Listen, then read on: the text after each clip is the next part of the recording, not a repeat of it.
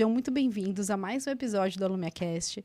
Para quem não me conhece, meu nome é Camila Martim Massutani, sou ginecologista obstetra formada pela USP e fundadora da Clínica Lumia. Hoje eu trouxe um tema muito importante para mim e provavelmente muitos de vocês já ouviram falar, leram alguma coisa sobre o tema ou até vivenciaram alguma situação. Eu trouxe o tema sobre cuidados paliativos. E especialmente esse mês nós teremos o Dia Mundial sobre Cuidados Paliativos, que será no dia 14 de outubro. Então, eu acho que o coração fica até mais quentinho de trazer esse tema tão importante no mês que a gente reflete muito mais sobre isso. E para me ajudar nessa tarefa, eu trouxe duas pessoas incríveis. Eu trouxe a doutora Mariana Marcondes, que é minha amiga e especialista em cuidados paliativos infantis e neuropediatra. E trouxe a doutora Camila Galvão, que é neurologista e especialista em cuidados paliativos de adultos. E também cuidou de uma pessoa muito especial para mim, da minha família, que eu vou contar para vocês um pouquinho da minha história também. Muito obrigada pela presença de vocês aqui. Obrigada. Você, querida. A minha trajetória tem tudo a ver com essas duas pessoas que estão aqui, do ponto de vista profissional. Então, eu estudei com a Camila na faculdade, depois então a gente estudou na Unicamp, eu fiz a residência de pediatria e de neurologia pediátrica na USP, e foi aí que eu conheci a Camila, né, na neurologia de adultos. Depois de um tempo atuando tanto na neuropediatria quanto com neurofisiologia clínica, eu comecei a me deparar com as questões das crianças com condições neurológicas que limitavam a vida. Em paralelo, eu tive uma perda muito grande pessoal, que foi a morte da minha mãe, e a Camila começou a estudar cuidados paliativos. Então, tudo isso meio que confluiu e me levou a também procurar estudar os cuidados paliativos pediátricos. E hoje, além de atuar como neuropediatra, eu também atuo com cuidados paliativos pediátricos no Hospital das Clínicas, numa das equipes pioneiras aí em cuidados paliativos pediátricos no Brasil. É uma honra ter você aqui com a gente, Mário. Essa história é demais, é muito linda. Bom, eu fiz neurologia no Hospital das Clínicas da Universidade de São Paulo, que foi onde eu conheci a Mariana. Acho que todas nós somos contemporâneas de residência médica, né? Todo mundo estava fazendo residência na mesma época. Sim. E durante a residência e depois que eu terminei, eu já tinha um sentimento de que o que nós oferecíamos como neurologistas para os pacientes era pouco. Porque os pacientes, eles têm doenças graves, muitas vezes incapacitantes, progressivas, e com tratamentos que muitas vezes aliviam muito pouco o sofrimento que eles têm ao longo do caminho. E durante esse período, à medida que eu fui ficando lá como colaboradora nos ambulatórios, fazendo complementação da minha formação, eu reencontrei uma residente, que é a Laura Cardia, que hoje é professora na Unesp, no ambulatório de esclerose lateral amiotrófica. E eu percebia que o que ela tinha a oferecer para os pacientes era mais do que eu tinha aprendido como neurologista. E ela, quando terminou a residência, ela fez a complementação especializada em cuidados paliativos. E foi aí que eu, ao mesmo tempo, conheci a equipe de cuidados paliativos do Sírio-Libanês, fiz a especialização lá, tive a oportunidade de entrar em contato com pessoas incríveis, assim, que me ensinaram muito. E trabalhei por 4 anos na equipe de cuidados paliativos do Instituto do Câncer de São Paulo, que eu acho que foi importantíssimo para a minha formação como médica e para o meu conhecimento e melhor até como pessoa. Eu acho que, nossa, estou muito grata mesmo de ter as duas aqui, porque elas sabem que elas também fizeram parte de uma história pessoal muito forte. E quando eu tive nessa experiência pessoal com a minha tia, né, que eu quero muito compartilhar com vocês depois, eu acho que eu comecei a buscar informação, o máximo que eu pudesse, né? Eu sei que eu tinha as duas queridas que estão aqui na minha frente, que estavam ali comigo, me falando, me orientando e me direcionando da melhor forma, da forma mais suave que uma situação difícil pode ser, né? Mas aí a gente vai procurar na internet também coisas que você quer escutar, você quer ouvir, né? Eu acho que isso é uma coisa muito frequente, já é nosso hábito, né? A primeira coisa que a gente faz é buscar. E eu percebi uma lacuna de informações muito grande. Eu não achei nada que me confortasse, além do que elas já tinham me falado, né? Assim, então, eu falei, gente, como pode um tema tão profundo, um tema tão necessário, com tantas informações erradas, informações conflitantes, e que não vão ajudar nesse momento, né? Então, acho que trazer essa informação aqui é importante, porque se você tiver vivendo esse processo, ou conhece alguém que está vivendo, compartilha. Provavelmente ele vai se beneficiar de entender um pouco mais de como tudo acontece, dos processos, e pode realmente tornar esse caminho mais suave, né? Então, acho que isso é muito importante. E eu queria que vocês começassem falando um pouquinho sobre de onde vem, né, o nome, o conceito dos cuidados paliativos. Certo. Então, assim, a gente tem uma figura que é fundamental que seja citada, que é a Cicely Saunders. Ela nasceu em 1918, uma inglesa que estava se preparando para fazer os seus estudos na área na área social, quando veio a Segunda Guerra Mundial. E aí ela optou por procurar estudar alguma coisa que fizesse mais sentido naquele momento, e ela foi estudar enfermagem. Então, ela se formou enfermeira no final da Segunda Guerra Mundial, teve a oportunidade de atuar e de vivenciar aquilo que a gente nem precisa falar sobre. E ao término da Segunda Guerra, ela voltou e foi terminar os seus estudos e se formou assistente social. Então, já era uma mulher que tinha uma formação em enfermagem e assistência social. E ela começou a atuar em um ambiente que tratava de pessoas em fase final de vida, fase ativa de morte, com condições oncológicas. E imagine que eram pessoas também frutos do seu tempo, ou seja, pessoas que tinham acabado de vivenciar a Primeira, a Segunda Guerra Mundial, enfim. E ela, cuidando desses indivíduos, começou a identificar e se incomodar, sobretudo, com a questão da dor e do sofrimento atrelado à dor, não só física, como em todas as suas dimensões.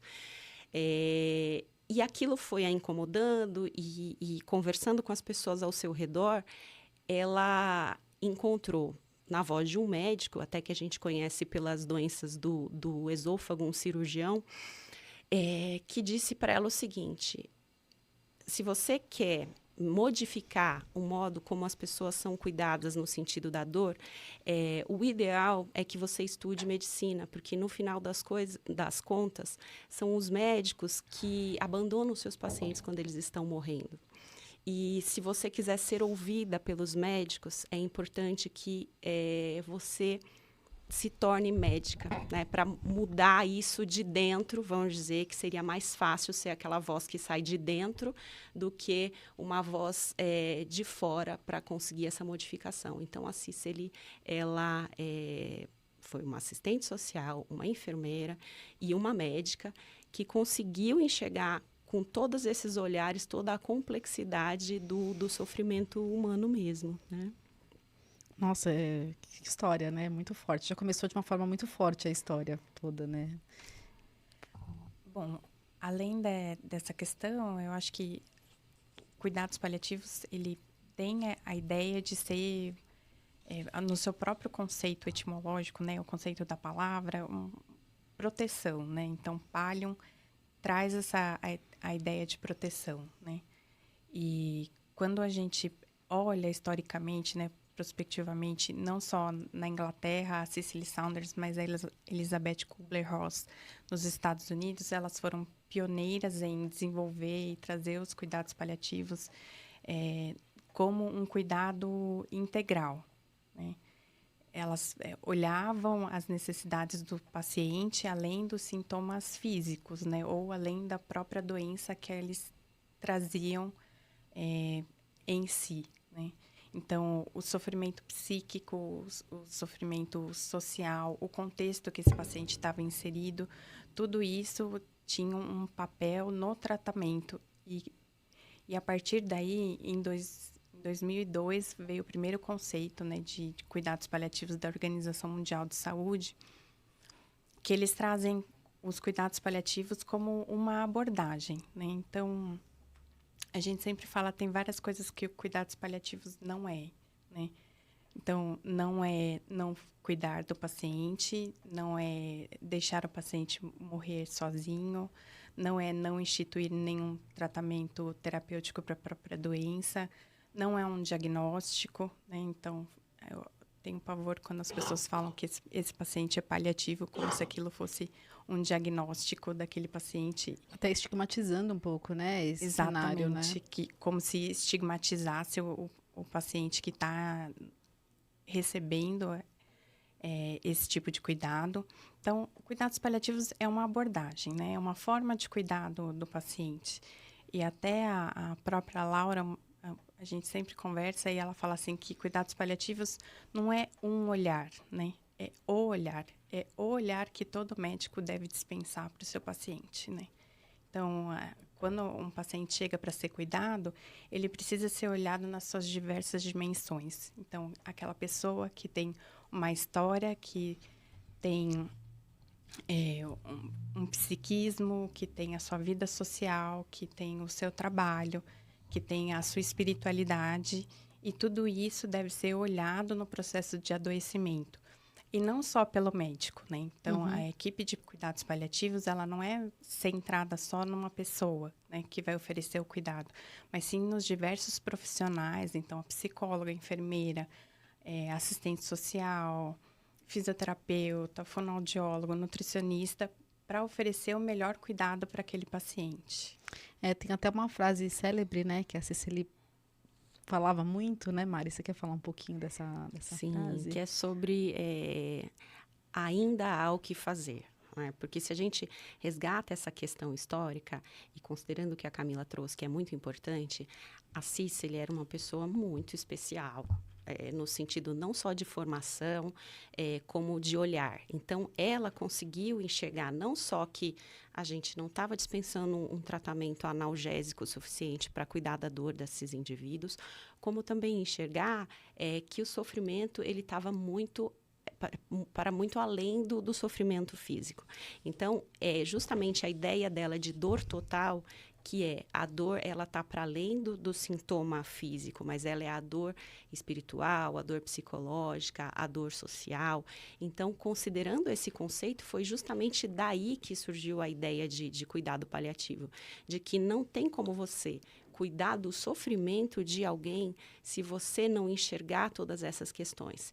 E quando você está cuidando de alguém e de alguém sofrendo, né, e não com o objetivo exclusivamente de promover a cura de um indivíduo, porque a cura é uma coisa que ela vai estar no cenário e ela vai estar no cenário muitas vezes até um certo ponto. Chega um momento em que às vezes se esgotam as perspectivas, as possibilidades de cura.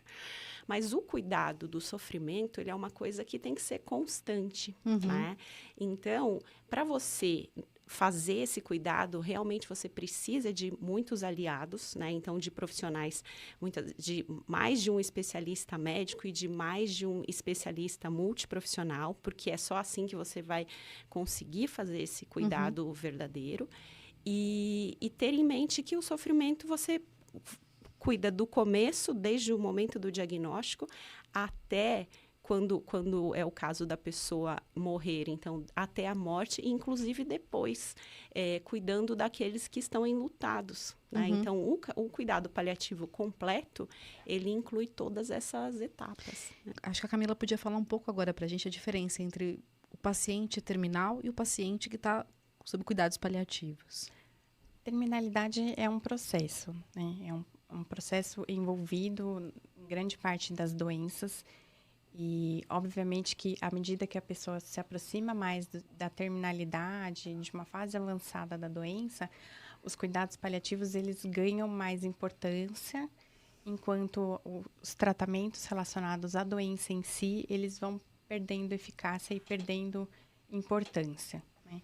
Então, quando você tem o diagnóstico de uma doença grave, que cursa com uma incapacidade ou que realmente ameaça a vida daquela pessoa, você já deveria instituir os cuidados paliativos, né? Que é essa abordagem multidisciplinar, né? Que é essa forma de olhar o paciente. À medida que o paciente vai adoecendo, né? E o tratamento para a doença em si fica menos importante, os cuidados paliativos, então, ganham importância. Então, essa é a diferença, né? Terminalidade é um processo envolvido num conjunto de doenças.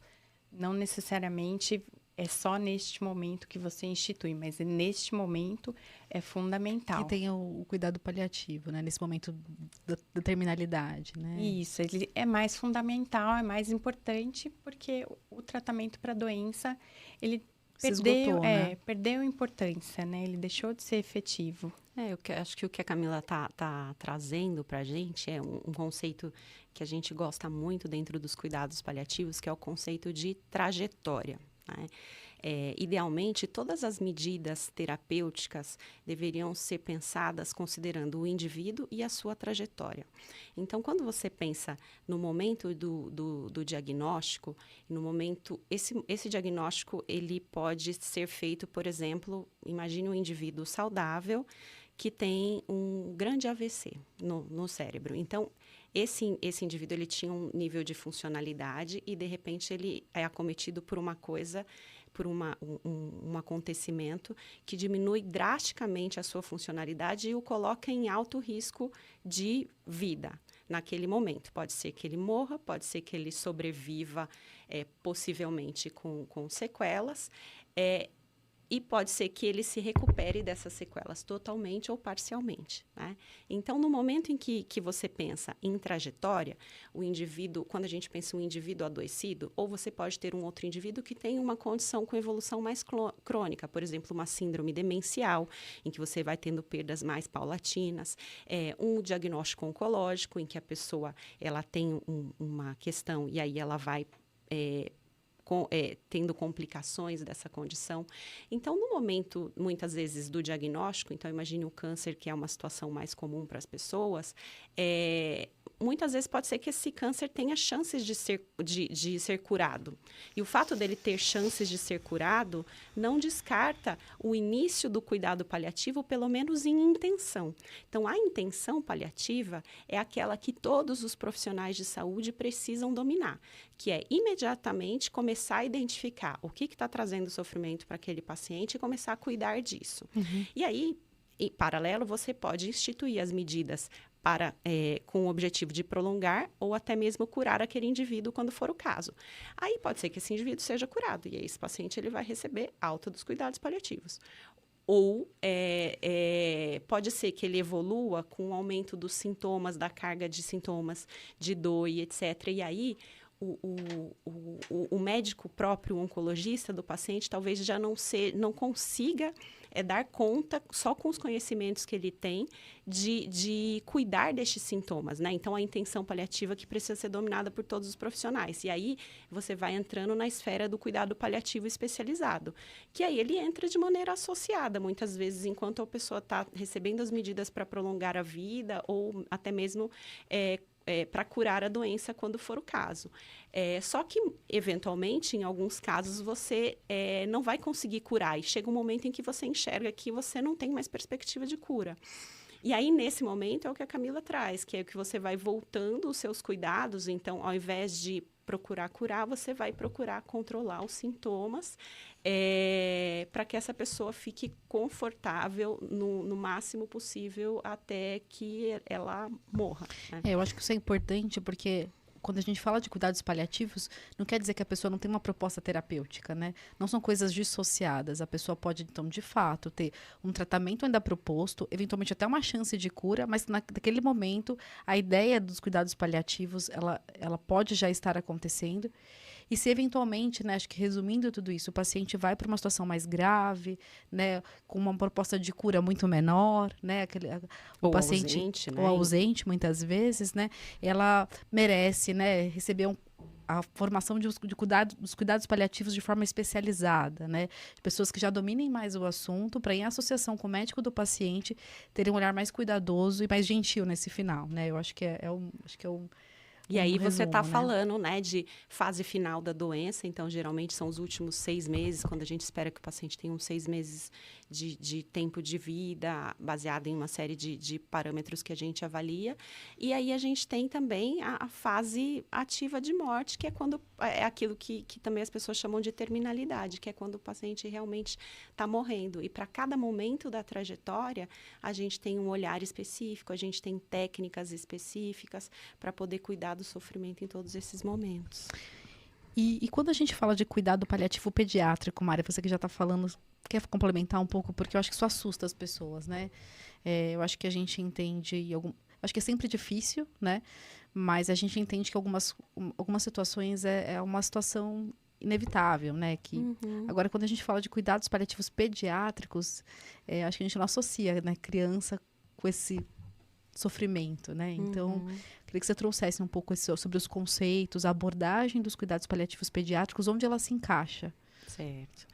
Bom, se a gente considera que a gente evoluiu muito no sentido de cuidado, a ponto de a gente nem esperar que uma criança morra, né? A gente tem que pensar que teve momentos da nossa história em que, às vezes, metade dos filhos de uma família morriam, e isso era assim, né? Porque a gente não tinha uma assistência sanitária básica e tudo mais.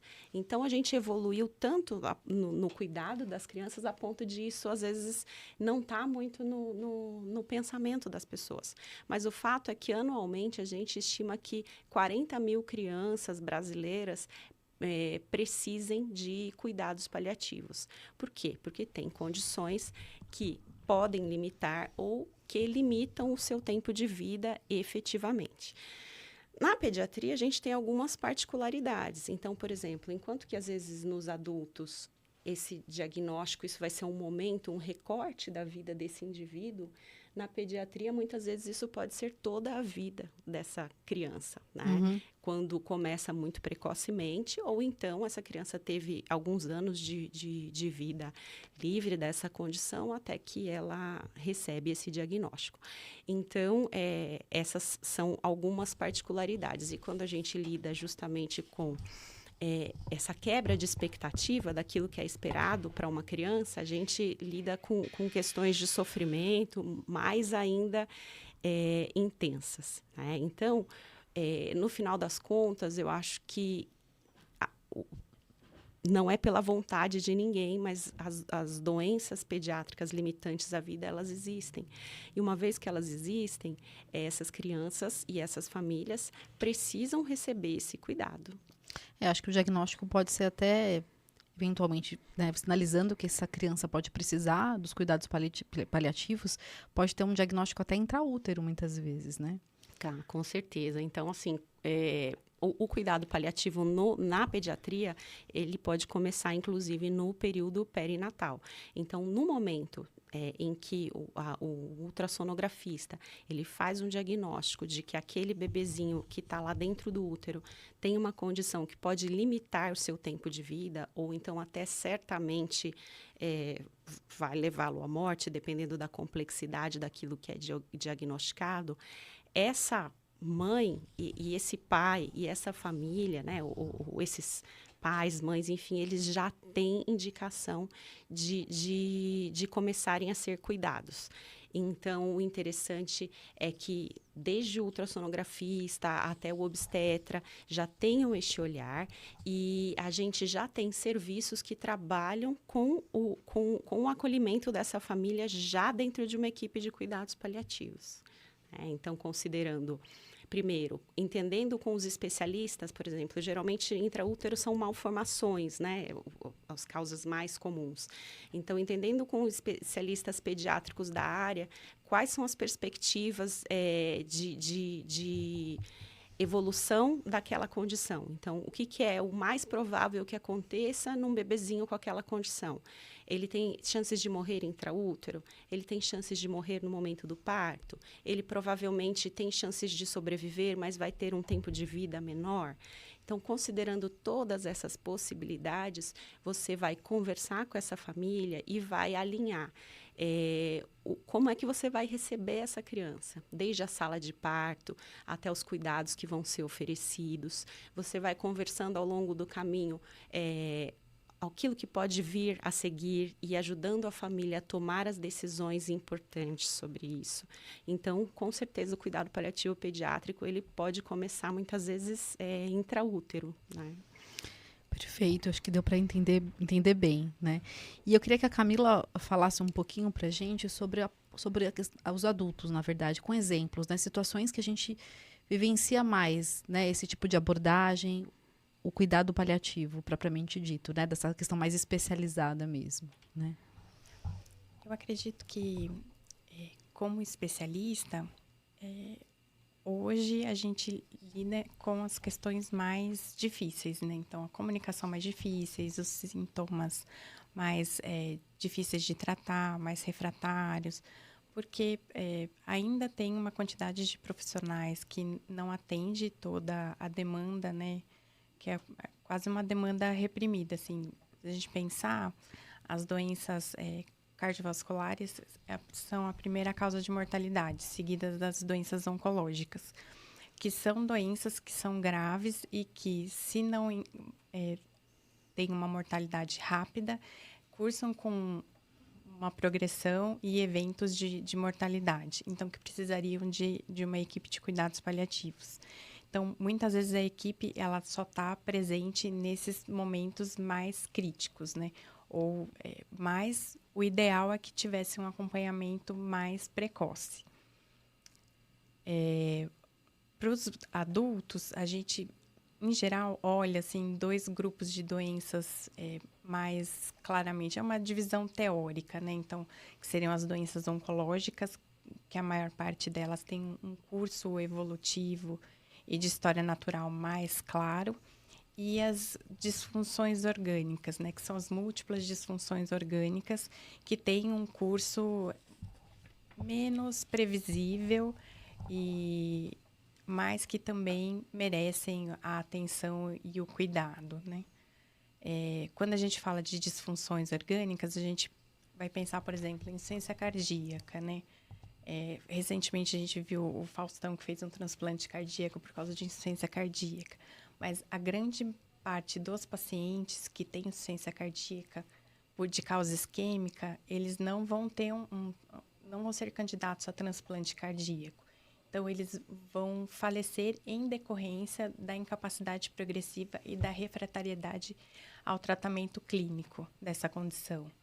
Se a gente pensa, por exemplo, em acidente vascular cerebral, AVC, a gente tem um tratamento que previne esses eventos, mas a gente sabe que ele não é 100% efetivo e que grande parte dos pacientes vão evoluir com incapacidade progressiva e muitos deles, às vezes, falecer num evento agudo. Se a gente pensar, por exemplo, nas doenças pulmonares, a gente sabe que não o câncer de pulmão, mas a doença pulmonar obstrutiva crônica é uma doença progressiva que leva o acometimento do paciente à incapacidade progressiva e ao falecimento em decorrência das complicações dessa doença. Insuficiência renal crônica, a mesma coisa, né? Que o paciente tem indicação de diálise em algum momento, mas as complicações em decorrência da doença renal crônica são múltiplas e que levam ao falecimento dessa pessoa. Então, cada vez mais os profissionais têm se atentado à necessidade de instituir cuidados paliativos para essas doenças de disfunções orgânicas, né? Uhum. As doenças oncológicas, elas já traziam isso de forma mais clara, porque você percebe o adoecimento e o processo de mortalidade de forma mais clara, mas nessas doenças que vão mais progressivamente, que têm um curso crônico e que vão, devido às complicações, levar ao falecimento da pessoa, também necessitam desse cuidado.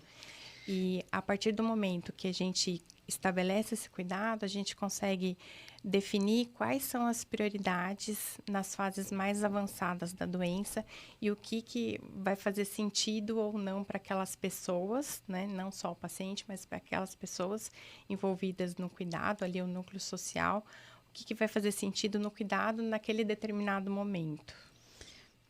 Eu acho que tem uma dúvida muito grande quando a gente fala sobre cuidados paliativos, sobre intervenção ou não intervenção. Que eu acho que não é um processo fácil, na verdade, porque cada caso tem que ser visto de forma muito individualizada, né? O que pode ser viável para um paciente em cuidados paliativos, para outro, eventualmente, não vai ser, né?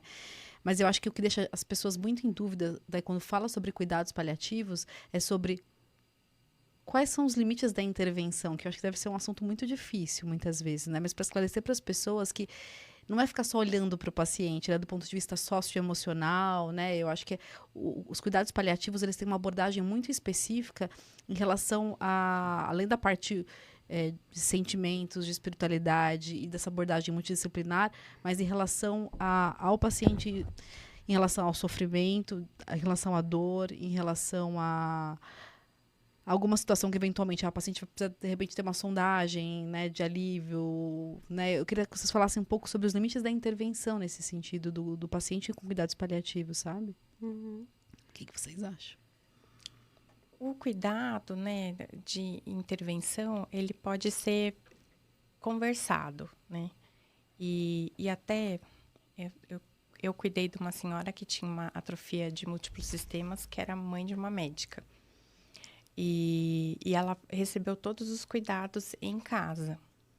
E já mais numa fase mais avançada da doença, ela teve uma infecção urinária que a gente tratou em casa com antibiótico via oral, mas depois dessa intercorrência ela piorou muito, ficou com uma disfagia grave, uma dificuldade de deglutir muito importante, não conseguia mais se alimentar e não conseguia mais ingerir medicação.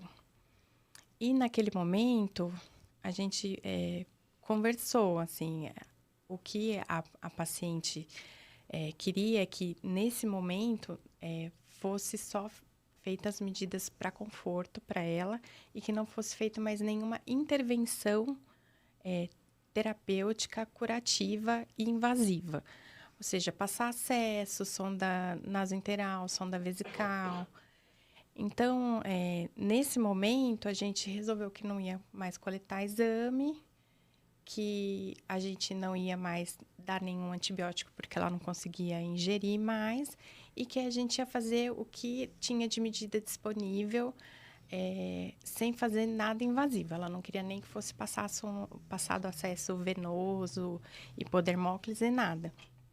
Então, o que a gente fez foi o que dava por boca, o que era possível transdérmico, intranasal.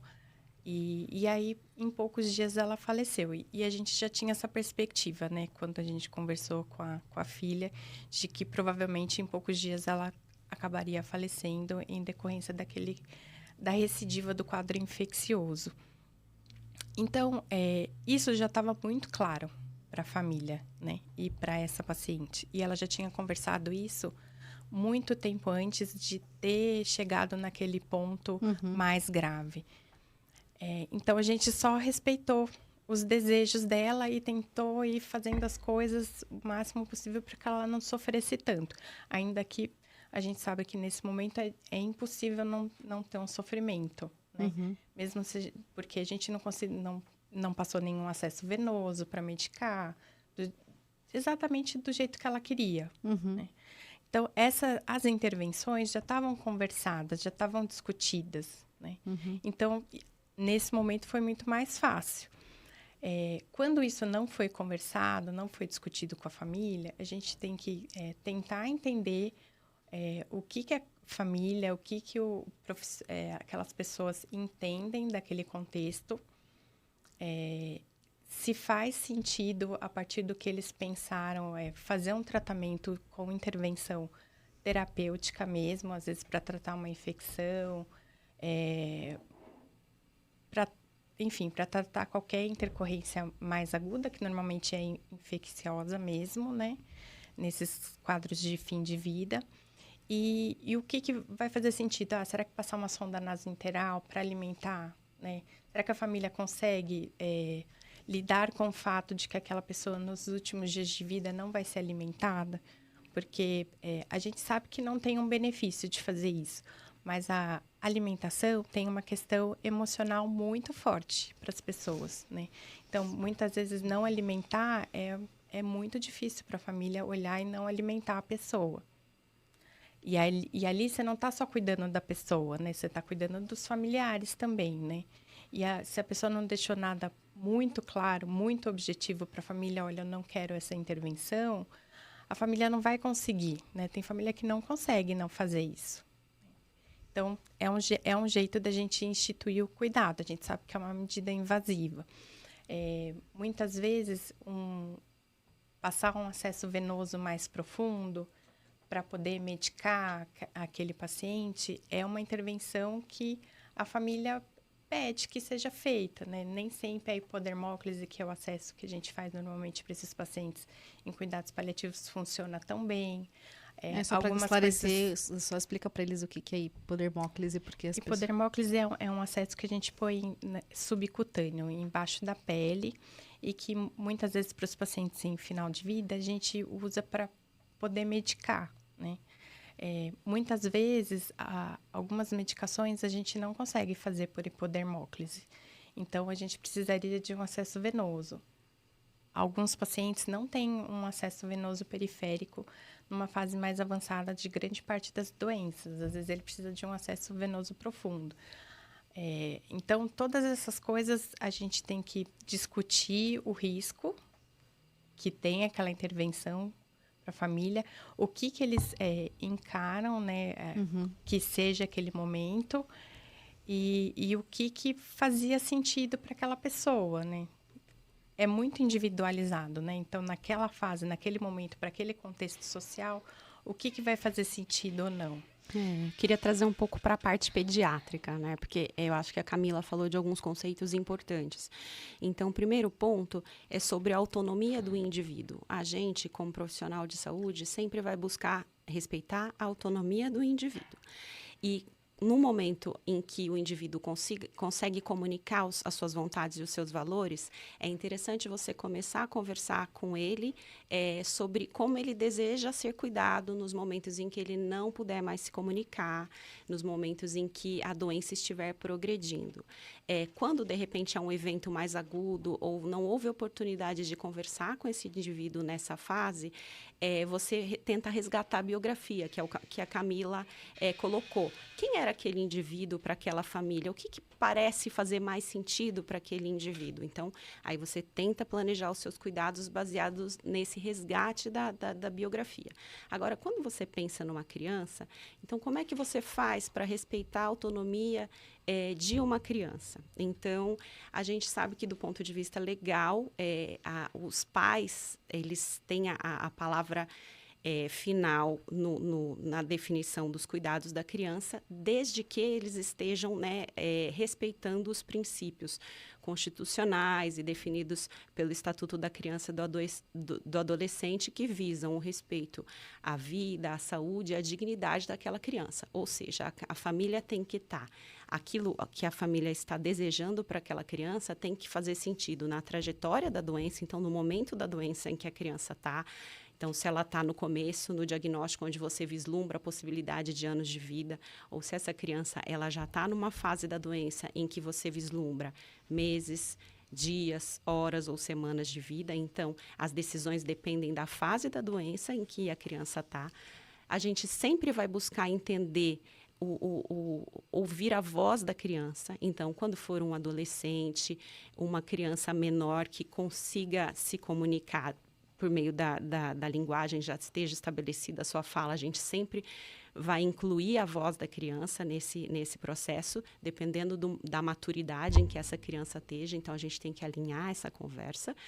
E muitas vezes a gente trata de crianças que têm modificações na sua maneira de se comunicar. Então, que muitas vezes crianças que não falam, mas eu gosto muito de ressaltar que, no final das contas, as crianças elas sempre se comunicam. E a gente tem que ter esse olhar para entender como se comunica um indivíduo que não fala, né? Por exemplo, um bebê recém-nascido, você vai dizer que ele não se comunica? Ele se comunica. Como é que ele se comunica? Como é que ele consegue pedir mais? Então, ele demonstra conforto quando ele está sendo amamentado. Então, você entende que aquilo está legal para ele. Ele chora quando ele está incomodado. E aí, você vai buscar atender as necessidades respeitando aquele choro. Então, da mesma maneira, crianças que têm acometimentos neurológicos, elas também se comunicam de outras maneiras. E a gente, para ser pediatra de verdade, a gente precisa olhar sempre, em primeiro lugar, essa criança, né? E aí a gente vai tomar as decisões sobre limitação terapêutica baseado na criança, na família, no melhor interesse da criança e no momento da doença em que ela está. Então, se é uma criança que está morrendo, não faz sentido uma série de intervenções médicas. Por quê? Por que você coloca alguém na UTI, passa catéteres, intuba, liga a diálise? Por que você faz todos esses procedimentos? Porque o seu objetivo, porque se você for analisar, é extremamente sofrido, né? Um monte de intervenções. Qual é o objetivo? Você faz isso porque você está imaginando que você tem boas chances de restituir aquele indivíduo para um estado de vida que seja digno e que faça sentido para aquele indivíduo e para aquela família.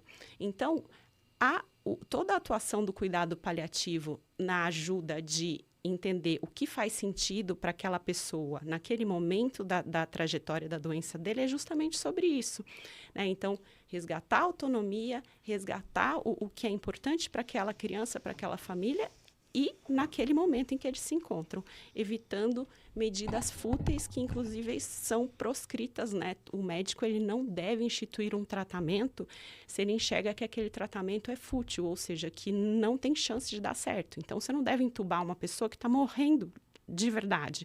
Por exemplo, que tem um câncer avançado, com metástase para todos os lugares, e que você sabe que aquele declínio dele é a morte. Então, nesse momento, você tem que dar todo o conforto para que a morte aconteça de maneira mais confortável possível. Você instituir medidas fúteis e prolongar o sofrimento daquele indivíduo é fazer o que a gente chama de distanásia, né? Que é um mau cuidado, porque você não está contribuindo para aquele indivíduo, né? Você só está aumentando o tempo de sofrimento. Eu acho que ficou bem claro, né? E eu queria que você desse algum exemplo, de repente, tá no seu coração aí, de alguma situação que você tenha vivido, né? Que pode, de repente, contextualizar um pouco mais o que a gente está falando, sabe?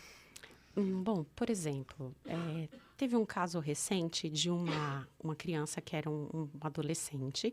Ele tinha uma doença neuromuscular, eu não vou citar para que a gente não acabe não identificando, mas uma doença que envolve os músculos e que leva a uma fraqueza progressiva. Então, essa criança ela já era cadeirante, já tinha um prejuízo do uso funcional das mãos. Mas cognitivamente ela tinha todas as funções de um menino de 13 anos típico. E essa criança, o esperado para a doença dele, geralmente seria ele morrer no final da segunda, começo da terceira década de vida. Só que essa criança, ele tinha um envolvimento muito grave do coração, né? Como a Camila até já falou nos adultos. Então, ele tinha um envolvimento grave do coração e ele não era um candidato a transplante. Então, ele começou quando a gente foi chamado para cuidar dessa criança, ela não conseguia sair da UTI, porque ele desligavam as drogas vasoativas que ajudavam o coração a bater mais forte, ele ia para a enfermaria, dali a um tempinho ele já precisava voltar, porque o coração dele já estava muito fraquinho, né?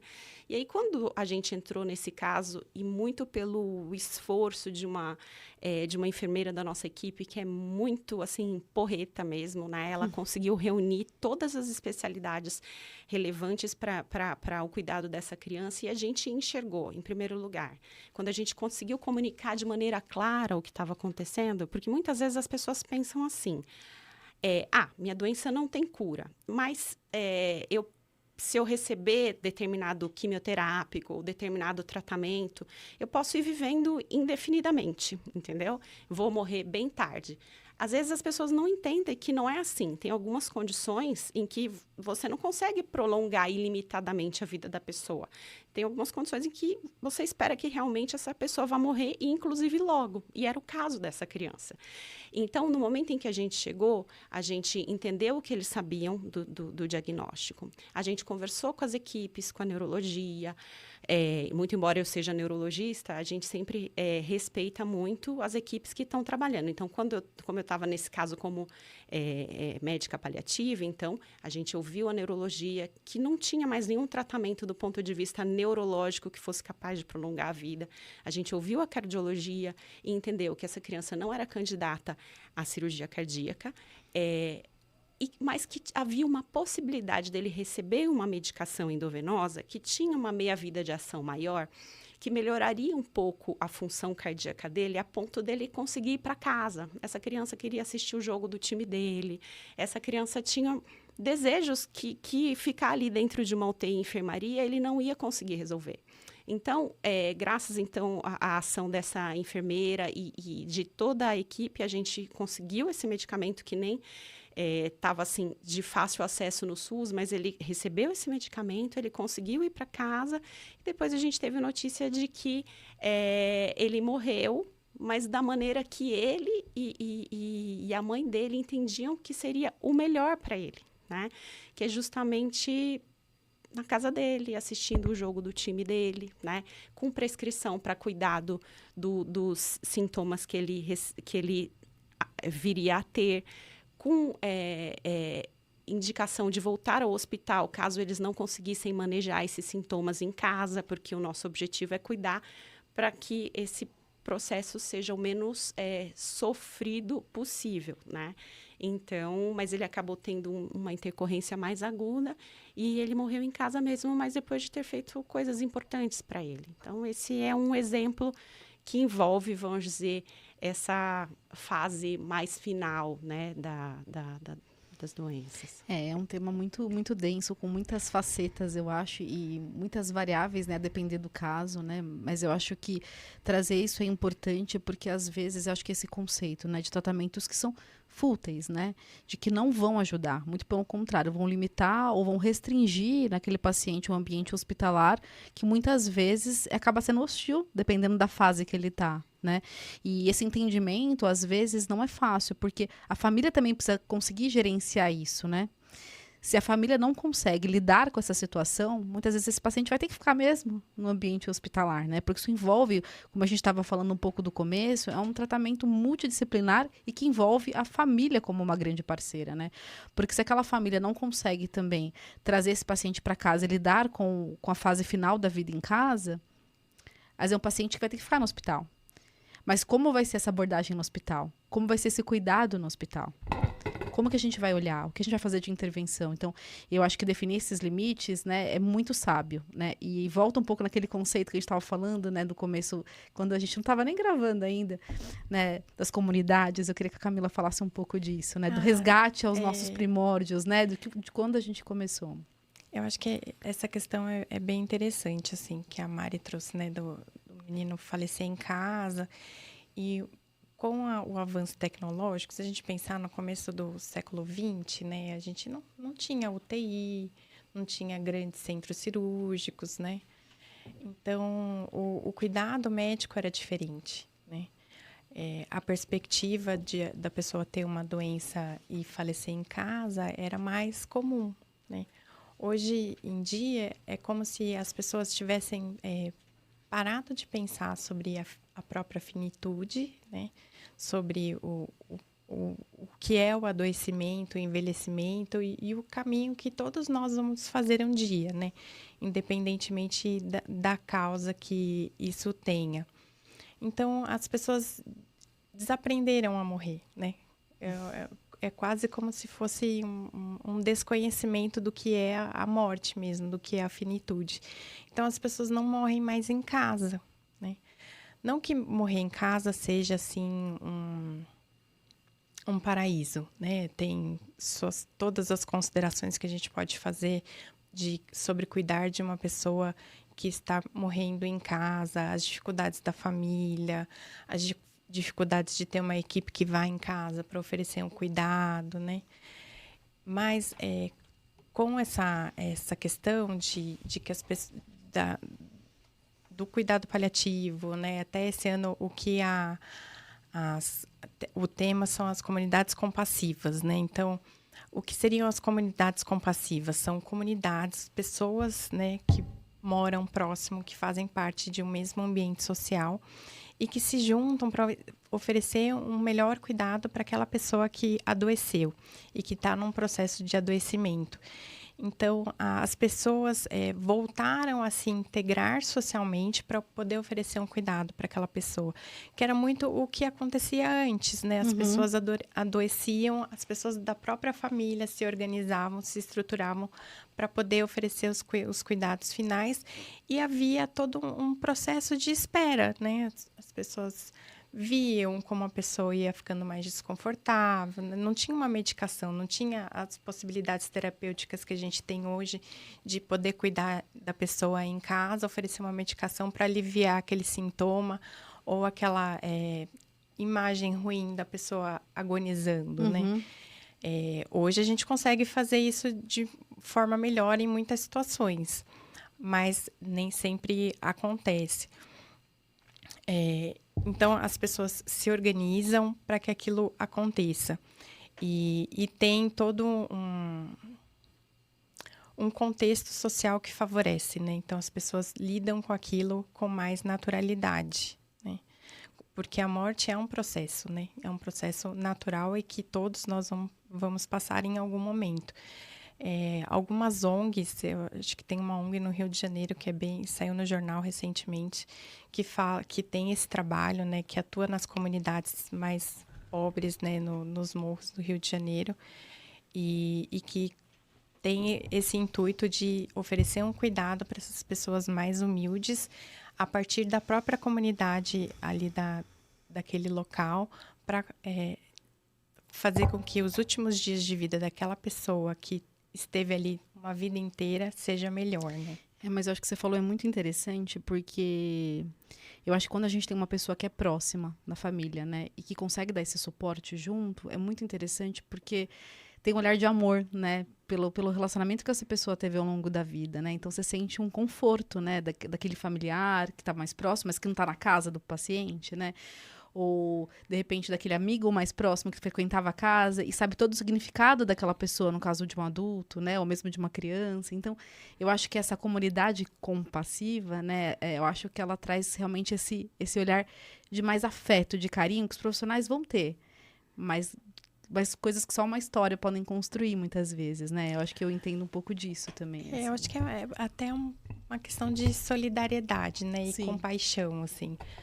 As pessoas olham com mais amor ao próximo mesmo, né? Porque aquela pessoa que está adoecida daquela família foi próxima em algum momento, né? E naquele momento mais difícil, as pessoas se juntam para poder se integrar e oferecer um momento melhor. Um momento difícil, que é triste, é pesado, é pesaroso. Todas as pessoas sofrem. A gente não quer romantizar esse momento. Sim. Mas que as pessoas estão juntas, se solidarizam e têm compaixão pelos outros, né? Eu acho que quando a gente está falando desses diagnósticos que colocam ali para a pessoa a perspectiva de finitude, seja daqui a pouco ou daqui a algum tempo, você tem que considerar o sofrimento existencial que você mobiliza, não só para quem está nessa situação, como para as pessoas que estão ao redor. Porque se você pensa que aquele indivíduo, né, o que faz da Camila ou dessa Camila, passa muito pelo que você falou, então, pelas suas relações, pelo seu papel social, pela sua narrativa.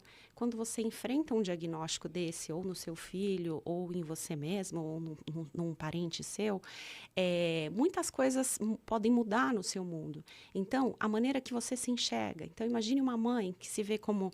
que se define como alguém extremamente cuidadosa, zelosa, que está ali em cima, gerenciando tudo na família com a criança, e de repente ela adoece e ela fica um mês internada. Como é que fica a maternidade dela? Como é que isso impacta naquela mãe? Ou então uma mãe que está internada com um filho e aí o outro filho está em casa, né? Então, o papel social que ela exerce, a narrativa que ela tem de si mesma, das coisas, eu passei por isso me levou a isso, mas aí, de repente, qual é o sentido de estar vivenciando aquele sofrimento, aquela dor? Como é que ela consegue reconstituir essa narrativa? Como é que como é que os relacionamentos dela mudam? Então, de repente, você... as pessoas próximas podem, por falta de preparo para lidar com essa situação, se afastar. Sim. Ou, às vezes, você se afasta porque você não encontra aquele tipo de acolhimento que faz sentido para você, de acordo com a sua vida, de acordo com as suas experiências prévias, ou você não consegue pedir ajuda. Então, é uma situação que geralmente é brutal, né, na vida das pessoas, em termos de mudanças e de precisar reconstruir significados. E quando o Dia Mundial dos Cuidados Paliativos escolhe o tema das comunidades compassivas, ele está justamente buscando mobilizar os indivíduos que estão ao redor dessas pessoas, os equipamentos sociais que as comunidades já dispõem, a atenção primária, quando a gente está falando de SUS, e os profissionais que já cuidam. Então, você está tentando criar toda uma rede de suporte para esses indivíduos que estão lidando com esse diagnóstico, para que você consiga cuidar verdadeiramente, né? Então, eu assisti uma aula desse colega que está liderando essas comunidades compassivas no Rio de Janeiro, e que ele fala que, um dia eu entrei numa casa, o senhor estava literalmente sendo comido por ratos, Nossa. Com um encaminhamento para os cuidados paliativos do lado da escrivaninha. Então, quer dizer, a pessoa, se não tem alguém que percebe, cadê esse senhor? Onde é que ele está? Né? E que a pessoa, não, mesmo tendo condições, tendo um encaminhamento, a pessoa não tem acesso. Então, é sobre isso que a gente está falando, né? A gente está muito próximo já do fim do nosso podcast, passa muito rápido. E eu queria contar, né, por fim, né, a experiência que eu tive, estou tendo, na verdade, né, eu tive 2 experiências muito próximas sobre cuidados paliativos, né, da forma mais específica, né, da palavra mesmo. Um deles está acontecendo agora, na verdade, eu tenho uma avó acamada, né, com uma disfunção orgânica muito importante, já com quadro demencial também instalado, e que a gente fica sempre nesses limites, né, assim, de quando intervir, o que fazer, né, quais são os limites da intervenção, o que vale a pena, né, então acho que é um ponto que ainda acontece. E da minha tia, né, que era uma irmã para mim, né, a minha tia Nilza, que a Camila acompanhou muito de pertinho, né, porque ela já era neurologista dela, né, porque ela tinha síndrome de Down, e ela evoluiu após a morte da minha avó com um quadro muito importante, né, da doença do Alzheimer, mas com uma evolução muito rápida, né, assim, e aí a gente pediu ajuda, a Camila já começou a acompanhar depois de um tempo, né, em relação ao quadro da doença de Alzheimer dela. E por fim, a gente percebeu uma piora progressiva, né, das condições clínicas dela, com várias complicações no meio do caminho, muitas complicações, muitas internações. Na época do Covid, então, foi um show de internações, porque toda vez que ela tinha um quadro respiratório, todo mundo achava que era Covid, aí tinha que internar, isolar, internar na UTI, então foi muito sofrido, para até diferenciar, né, o que é Covid e o que não é. Quando, por fim, ela foi piorando, né, da parte neurológica, com dificuldade de alimentação, com muitas complicações infecciosas, até que um momento a gente percebeu que a gente não aguentava mais dar antibiótico, porque a gente não vencia, né?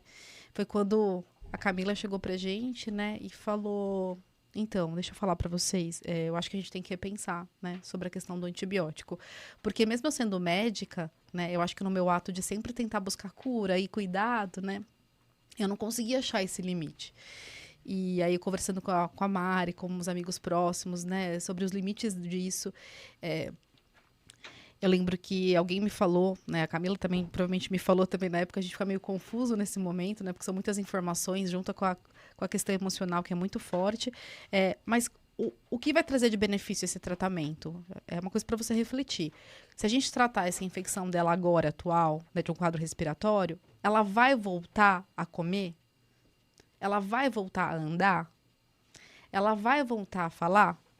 Ela vai sair do oxigênio, porque ela já estava dependente de oxigênio? O que vai resgatar ela? Já estava numa cama hospitalar, com oxigênio, sem conseguir se alimentar de forma adequada, e muito provavelmente vai engasgar com a própria saliva e que vai infectar de novo. Então, eu queria que você tivesse um olhar para isso. E nessa hora, eu acho que eu conversei muito com a minha mãe, que é uma pessoa que era muito próxima a ela, né, no dia a dia, que ficava com muitos cuidados. A sua mãe é um amor de pessoa. E minha mãe falou assim, filha, não dá mais. Não aguento mais ver ela assim. Né? Eu não encontro, assim, a gente no fundo do olhar dela reconhecia ela, mas não tinha mais ela. Mas eu acho que a minha mãe tinha uma situação que ela viveu o dia a dia, né? Eu não vivia o dia a dia, porque eu estava, de certa forma, morando mais longe. Então, eu tinha aquela visão de todos os dias ela me dar notícias e que consegui visitar, né, eventualmente.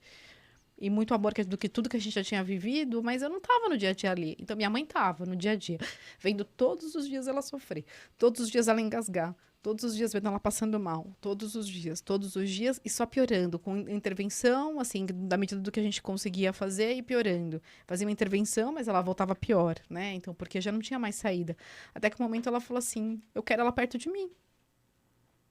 Se é para ela ter para ela ir embora, que seja de forma digna.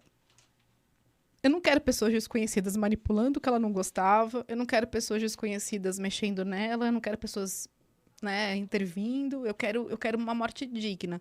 Foi quando a gente, né, resgatou isso, falou, então vamos lá, vamos chamar o cuidado, né, um home care, e a gente vai, né, a gente tentou fazer a sedação por via oral, a gente percebeu que não conseguia segurar, e aí a gente optou por sedar mesmo, para que ela tivesse uma partida sem dor, né? Eu falava assim, Camila, eu não quero que a gente precipite 1 minuto da morte dela. Né? Eu não quero uma dose a mais do que eventualmente pode, né? Assim, eventualmente... Seja necessário só para aliviar aquele sofrimento dela de dor e desconforto respiratório. Eu quero que a gente faça a medida exata, né? Para ela ficar confortável. E aí a Camila, eu lembro que ela chegou para mim e falou assim, a gente precisa falar sobre as fases da morte. Né? Eu falei, nossa, como assim, né? Porque eu nem lembrava mais disso, desse processo, né? Então, acho que como é difícil, mesmo a visão de uma médica, né, que lida com muitos pacientes diariamente, que está sempre envolvida com muitos casos, de pacientes até graves, internados, mas de vivenciar a morte dentro de casa, porque a gente desaprendeu. Quando vivi a morte dentro da minha casa? Não lembro, né? Ela começou a falar sobre todos os sinais que ela ia evoluir em relação ao choque séptico, né? Porque ela estava evoluindo para um choque séptico. Então, como que ia ser a evolução dela dentro de casa, né? Como que a gente ia realmente enxergar isso? E foi muito importante, porque a gente foi claramente se despedindo e percebendo a evolução. Então, hoje ela está desse jeito. Eu já sabia. Eu acho que, então, saber, né, ter um profissional adequado perto de você faz muita diferença, porque torna aquele processo doloroso, difícil, de certa forma, previsível, né? A gente sabia qual ia ser a evolução e isso acalma o coração, né? E quando eu penso sempre nesse momento, eu penso que era o jeito que devia ser mesmo, né? Assim, que a gente estava do lado dela dando a mão para ela, rezando o tempo todo do jeito que ela gostava, com as músicas que ela gostava. E quando a gente fala de comunidades, né, que a gente estava resgatando um pouco, para mim a figura que veio imediatamente foi a figura da prima da minha mãe, que também sempre cuidou dela, que é dentista, a Dori, que é uma querida. E ela percebia o nosso sofrimento, a nossa angústia de familiar muito próxima. Ela praticamente era uma irmã para mim, uma filha para minha mãe. Ela imediatamente foi para lá e ficou junto com a gente.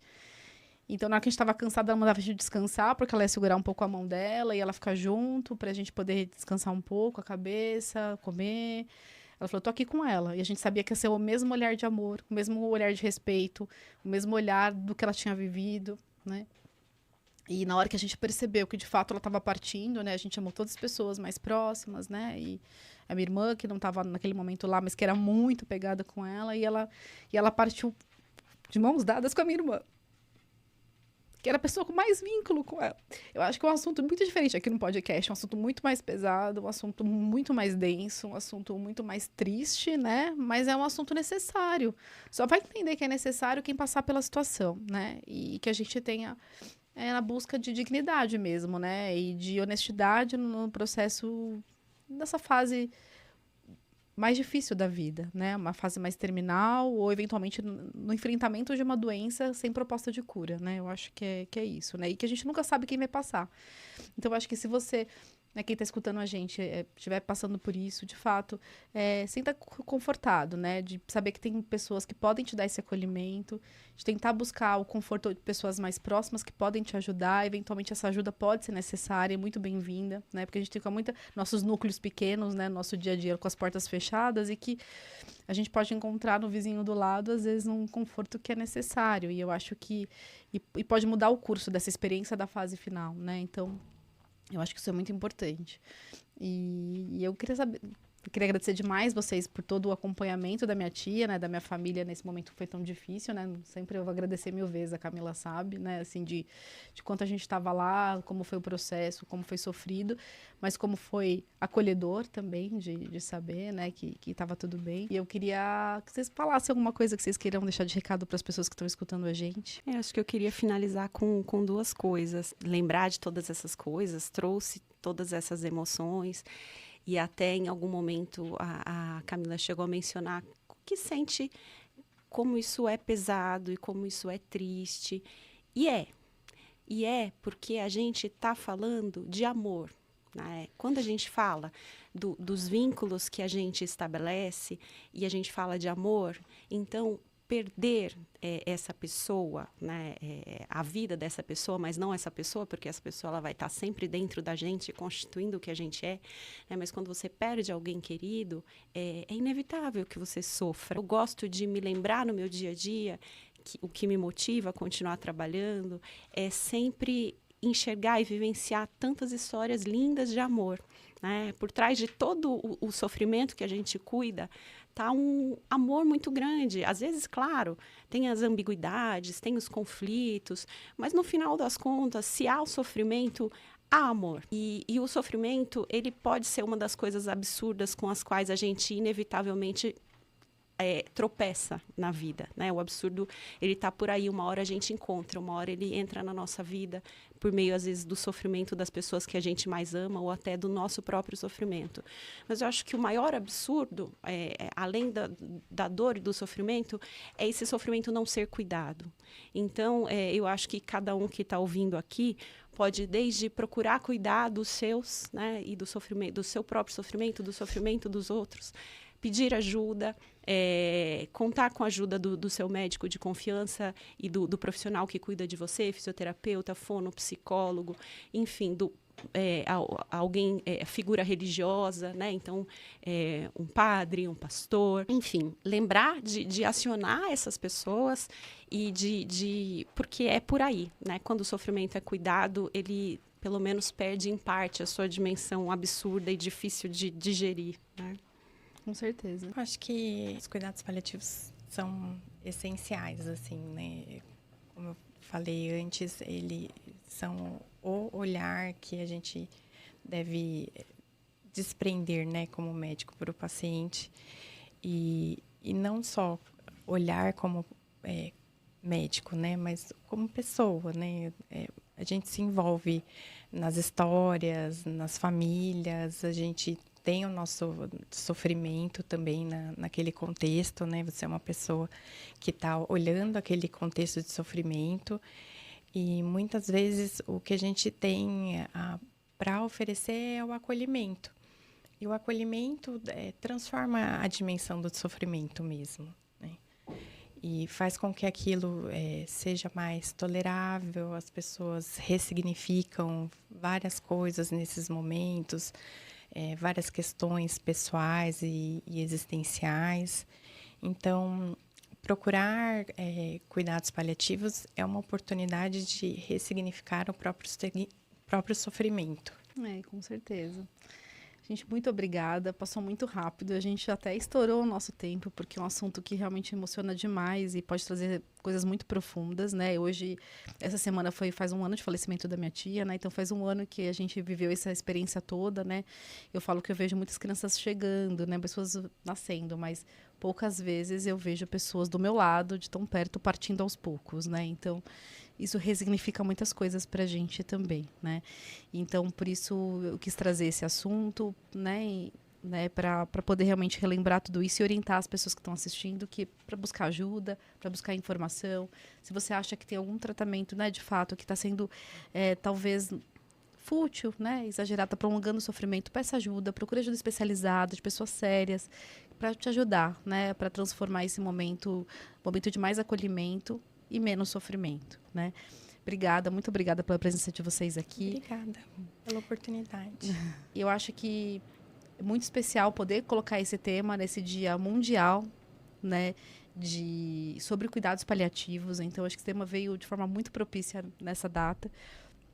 E realmente o link para as outras redes sociais vai estar no Instagram. Então, a gente tem o link para o Spotify, para o YouTube. Mas no Instagram você consegue compartilhar trechos da nossa conversa. Então, compartilhe para outras pessoas, porque muita gente, com certeza, vai gostar de ouvir um pouquinho do que a gente trouxe aqui. Um beijo para todos. Fiquem com Deus.